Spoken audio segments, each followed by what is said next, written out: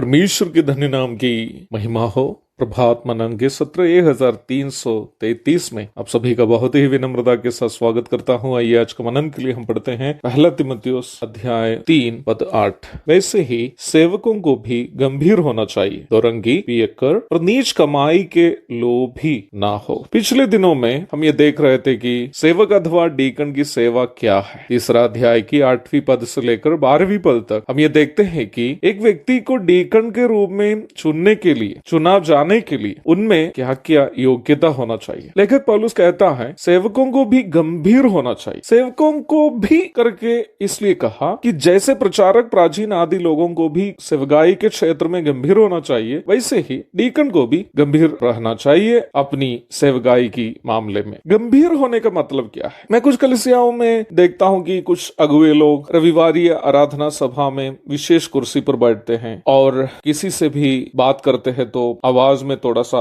बास आदि देकर बात करते हैं और केवल सफेद कपड़े पहनकर चलते हैं, मुस्कुराते बहुत कम है। क्या गंभीर होने का मतलब यही है? डीकन शब्द का उद्गम ही मूल भाषा में सेवा करना अर्थ का शब्द से है। जैसे कि मैंने पूर्व के मननों में कहा था, प्राचीनों के अधीन रहकर अगुवाई करने की सेवा में उनकी मदद करनी सेवकों का दायित्व है। इसका मतलब डीकन को गंभीर रहने के लिए इसलिए कहा गया है कि वो अपनी सेवा को गंभीरता से करे। जो भी सेवा प्राचीनों के द्वारा उनको दी जाती है उसे पूर्ण गंभीरता के साथ डीकन अथवा सेवक को करना है। वास्तव में 8वीं पद के दूसरे भाग में जो भी बातें दी गई है वे सभी गंभीर रहने की परिभाषा है। डीकन अथवा सेवक को दोरंगी नहीं होना चाहिए, अर्थात जुबान मौका के अनुसार बदलने वाला नहीं होना चाहिए। डीकन उनको निश्चितता होनी चाहिए कि वह जो भी बोल रहा है वो बाइबल की मूल शिक्षा के अनुसार सही है, अथवा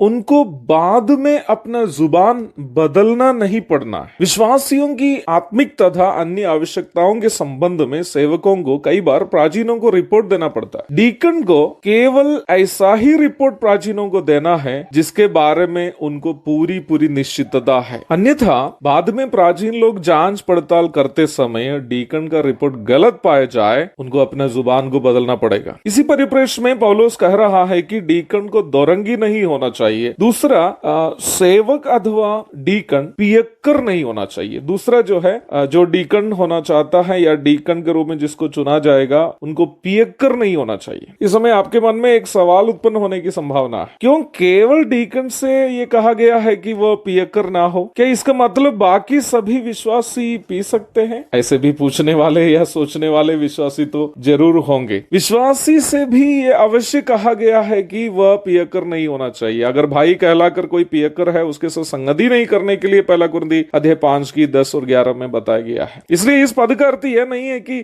डीकन नहीं पीना है और बाकी विश्वासी सब पी सकता है। यहाँ एक बात अवश्य मालूम हो कि यह डीकन से नहीं कहा गया है कि वह पियक्कर ना हो, पर उनसे जिनको डीकन के रूप में चुना जा रहा है, अर्थात कोई विश्वासी को डीकन के रूप में प्राचीन लोग चुनना चाहता है, वो विश्वासी पियक्कर नहीं होना चाहिए। तीसरा, नीच कमाई का लोभ ही नहीं होना चाहिए। पहला पत्रस 5 की 2 में भी आप ये देख सकते हैं कि यही आदेश प्राचीन अथवा पास्टर्स के लिए भी दिया गया है। प्राचीन हो या सेवक, कोई भी प्रभु की सेवा को कमाई करने का एक माध्यम नहीं बनाना चाहिए। प्रभु की सेवा कमाई करने का माध्यम नहीं है। कोई संस्था या संगठन से प्रभु की सेवा के नाम में वेतन लेने वाला व्यक्ति कभी भी एक अच्छा प्रचारक, प्राचीन या सेवक नहीं बन सकता। प्रभु की सेवा करने वाले व्यक्ति केवल और केवल प्रभु पर भरोसा करके सेवा करने वाला होना चाहिए। उनको ये भरोसा होना चाहिए कि अपनी आवश्यकताओं की पूर्ति प्रभु सही समय पर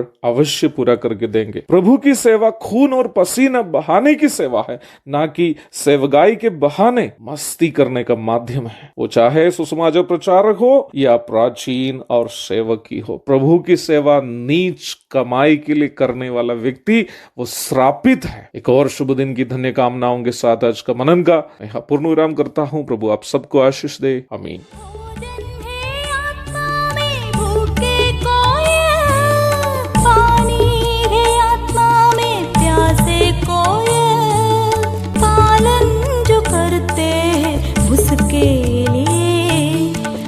आशीष पाने का साधन है।